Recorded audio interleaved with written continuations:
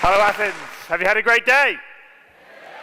Fantastic. Welcome to Great Cool, risk-taking and decision-making in this new age of uncertainty with myself, Caspar. In the next 15 minutes, I want to talk to you about uncertainty. What is it? Where does it come from? What causes it?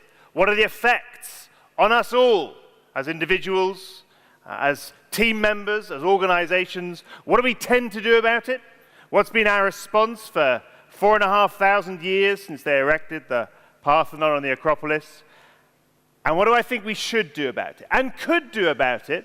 What did playing poker for 3 years in Las Vegas teach me about that thing called uncertainty and its close cousin risk, and how we can embrace them to achieve our best self? So what is uncertainty? Allow your mind to wander. It's the unknown, it's the unpredictable.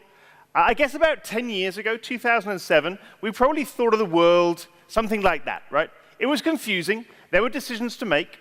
We didn't always know what the right thing to do was.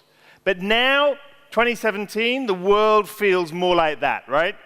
Now, when we're trying to figure out what to do, the terrain has changed. Look at what's happened. We've had the financial crisis. We've had the Arab Spring.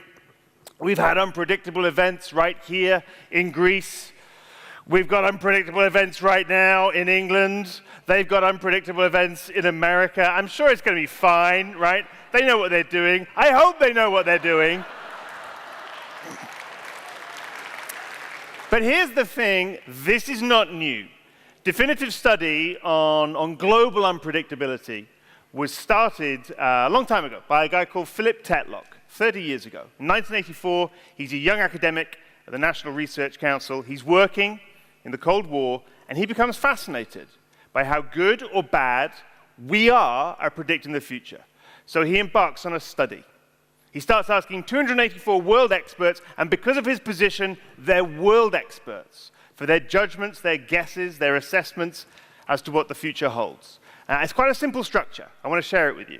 He gives each of them just 3 potential choices. So he says, for example, is social unrest in Russia, is it going to get better or worse, or remain about the same, according to this metric and these parameters? And they have to make their guess and accompany it with a likelihood that measures their degree of confidence in their guess. So they say, it's going to get better. I've studied this for 20 years. I'm 99% sure. Or they might say, I think it's going to be about the same, but I don't know. I'm about 40%. It's a massive study. This is why I'm sharing it with you. In total, he asks 27,450 questions over the course of 20 years. Takes him 5 years to write it up. It is literally his life's work, and because of the sheer size and scale of it, it's regarded as one of the most robust studies in all of social sciences. So what are the results? Well, within the data, there's much variation. Some people definitely better than others, and we will come back to that. But taken as a whole, those 284 world experts, over 27,450 guesses in 20 years, are no better than random. You would have got the same quality of answers from asking a child. So what is this thing called uncertainty? Where does it come from? Well, in defense of those experts, the world is a really complicated place, right? I mean, maybe a better word is complex. The world's a complex place. And to understand complexity, let's go right to the heart of that idea and think about the butterfly effect. Now, we know how the butterfly effect is always explained. They say that a butterfly flapping its wings in Brazil can cause a rainstorm in Rome, right? That's how it's explained. But that's not really what it means. What it means, as I'm sure you know, is that tiny things can have big impacts. The tiniest of things can have the biggest impact and effect. In poker, I used to think about that all the time. The tiniest of things, a wink, a blink, can change a hand. That's why everyone's trying to cover up their face. We have the phrase the poker face now. They wear the cap and the shades, and that's legal in most poker rooms. That's going too far, all right, folks? We want to see a nice, fair game. But the point is, the information is limited. We don't know exactly what's going on under those shades or in that soul. But here's where the butterfly effect is really takes place in poker. In the center of all of those tables is a randomly shuffled deck of cards. every single one of those cards could completely change the hand. And do you know what the amazing thing is? Every hand in poker, every evening in poker, your results will have more to do with the length of the dealer's nails as they shuffle the cards together than all of your great play. And poker and life are interacting. These butterflies flapping their wings all the time, changing everything. This is honestly true. If the 6 of hearts had fallen on a particular hand of poker in Las Vegas in 2001, I would have won about $350,000. Now, it didn't fall, but I often wonder what would have happened if it had. I have no idea. Maybe I'd have stopped playing there and then. Poker was supposed to be a life break for me. I thought 6 months. I ended up doing it for 3 years. Maybe not. Maybe I'd have carried on playing. Maybe I'd still be doing it now. Here's what wouldn't have happened, right? If that had fallen, I wouldn't have stopped on the exact day that I did 10 months later. I wouldn't have gone back to England. I wouldn't have met this guy, became business partners. We wouldn't have set up this company. We wouldn't have built it up to a team of 40. We sold it to a PLC. I wouldn't have then moved to London and started commentating on poker on TV. I wouldn't have been asked to be poker advisor on the Bond movie Casino Royale. I wouldn't have been asked to speak about that. I wouldn't be a speaker now here today. You'd probably have someone much better. Here's my point. If you think or do anything differently as a result of this, that 6 of hearts changed all of our lives. And that is happening every single moment of every single day to all of us. And that is how a poker player has to think. You're applauding, but it's frustrating though, right? Because if that's happening, then we're not in control of our lives. And that would have an effect on us. If you thought about the world every day like that, which I don't want you to, it takes away something you need. Maslow's pyramid of needs, what does he tell us? Down the bottom there, we need safety, security. It's down there with our basic needs: food, water, warmth, obviously Wi-Fi if he's doing that pyramid today, right? We need to feel in control of our lives. We need to feel a sense of certainty. That's why we don't think of the world as that chaotic most of the time. Look at the society, the world that we've created in those 4,500 years. What do? As soon as we could, we produced laws which, impose a certain amount of control. And I'm glad we did. I want to feel safe as I walk down the street. Capitalism has process and procedure. We have the health and safety world to try and eliminate risk, and thank God we do. Saved hundreds, thousands of lives in the last 100 years. How? When you think about it, by catching butterflies, by putting up signs, stopping people from doing silly things. Everything is banned in this location. I have no idea where it is, leaning against a wall, carrying a violin. This is an actual sign from a Japanese toilet. A lot of the things down the bottom there, I've never tried. I don't know that has tried. We can try and stop people from doing these silly things, but we'll never stop everything, right? We'll never go all the way. We'll never catch every butterfly. You know why? Because the butterfly effect, if you had to visually represent it, doesn't look like that. You can't. But if you had to, it would look more like that. It's 1 million, 1 billion, maybe an infinite number, and that's important, of different agents of chance and change, all interacting with each other in ways that I'm going to go so far as to say we, in our lifetimes, will never be able to fully predict. And that's frustrating. That's why it's really comforting when someone else comes along who seems to be able to do that, right? The early belief systems were based on that promise. We had a hotline, literally, here to the gods.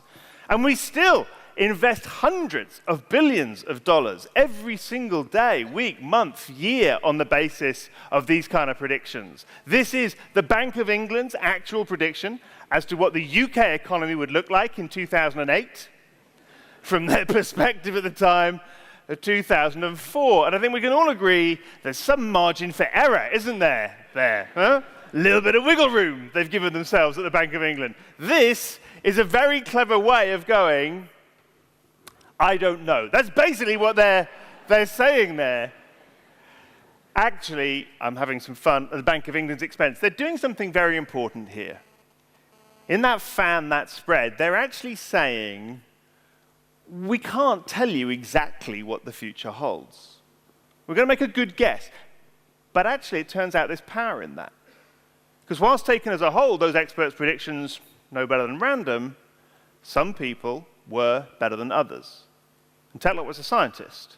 He wanted to try and understand that. He wanted to try and correlate their success against something else in his data. Because if he could do that, he would have identified maybe the cause or a correlation of good judgment.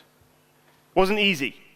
Didn't correlate against their academic discipline or their age or their experience or their political persuasion, left or right. The single strongest correlation that he could find within the data was between their success and the confidence that they had in their guess. Remember, I'm 99%, I'm dead certain, I'm 40%, I don't really know. And the correlation was negative. That is, the less sure they were, the more likely they were to be right. Which feels counterintuitive at first, but it's not. Reframe. The 99%ers were kind of going, trust me, I'm an expert, it's going to be this. The 40%ers were kind of going, I'm also an expert, studied this 20 years, been wrong in the past. This person an expert, we disagree, really important for me to try and understand where they're coming from. These people were humble, they were open-minded, they always craved new data and information more than anything else. What I would say is these people embraced the reality of uncertainty. They didn't dismiss it as something which happens every now and again. In other words, we can have a choice. We can view the world like this as being, quite uncertain, although there's always a right answer, right? That's what we were trained to look for since the age of 5, a right answer. Or we can accept that there is no right answer. It's not sitting out there waiting to be discovered by an expert. It's always being shaped. That is the reality of uncertainty. The world doesn't look like that now. It's always looked like that. And if you want to come with me on that journey, if we think that that is what the world looks like and that's how we're going to more accurately think about the future, then this person has something to teach us. Not because they're any wiser than us or more intelligent, but because in poker, you wouldn't just be one of those arrogant experts to say, I know what the future holds. You'd be slightly mad. Because the last card's going to come down, the ace of hearts or the 5 of spades, and it's going to totally change the outcome of your decision, your investment decision, your resource allocation decision. So we need a way of just accepting and embracing the reality of uncertainty when we make those decisions. And here's the amazing thing. It never fails to amaze me. We have one. We've had it for 300 years. It literally makes insurance possible, credit possible, valuation of anything under uncertainty possible. It underpins capitalism itself. And yet when I show it to you now, it's always, always, always counterintuitive. Here's what we do. We say, okay, there's $4,000 in the pot, that's the upside, and everything you've ever done in your lives has an upside. Let's imagine we have to put in $400 to call. That's our investment, that's the cost, that's the risk, that's what's at stake. What we're going to do now in an uncertain world is what we all do every day, but subconsciously we're going to make a judgment, an assessment. And in a world of uncertainty, all judgments, all assessments are actually probability assessments. So we say, okay, I think I've got about a 25% chance. I'm not definitely going to win, I'm not definitely going to lose. That allows us to do a calculation, the origin of the phrase, the calculated risk. And it looks like this. If 25% of the time we win $4,000, that means each time on average we win 1,000. We never win 1,000. We either win 4,000 or lose 400. But on average, that's our long-term upside. If 75% of the time we lose 400, then each time on average we lose 75% of 400, which is 300. That means we can now add those two together, our long-term upside minus our long-term downside, to get a value, an average value of this situation. We'll never make $700, but on average, that's what this is worth. It means 3 amazing things. Number 1, it means at a poker game, if we don't make that call, if we fold our cards because we could lose, we're turning down $700. We're literally passing it up. Value. We have to make that call. It's a great call.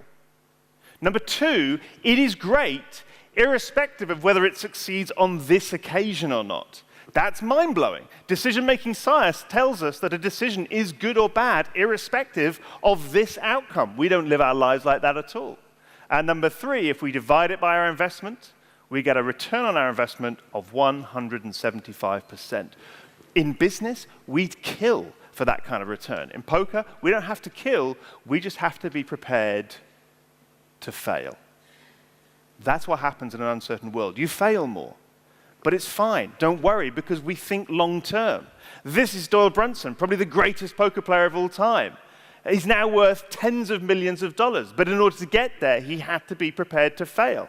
And a hand, and an evening, in a week, even in a month. To make those millions, he's had to lose more money than most of us will see during the course of a lifetime. But he's still smiling. And that's why. No, that's not why. Why? Is because he's got millions. The losses were short term. It's all about the end, the destination. Do you know Babe Ruth? He had the all-time record for the most number of home runs hit. Do you know he also had the all-time record for the most number of strikeouts? For complete misses of the ball. That means by two different metrics, he's both the best and the worst player of all time. I put it to you, that's not a coincidence. That sometimes if you want to be the best over here, you have to accept a negative metric. How can you do this? Don't turn your business model on your head. You don't have to set up a whole new company. Here's an amazing thing. Warren Bennis, professor of leadership at Harvard University, did a study of the great super leaders, the Bill Gates, the Bill Clintons. He found out that those people, they got let down, lied to, and screwed over more often than most of us. Why is that? Surely these were the people that others wanted to follow. Well, maybe, if you trust 100 people, maybe 20 of them will let you down. But maybe you get more from the other 80 than if you don't trust any of them at all.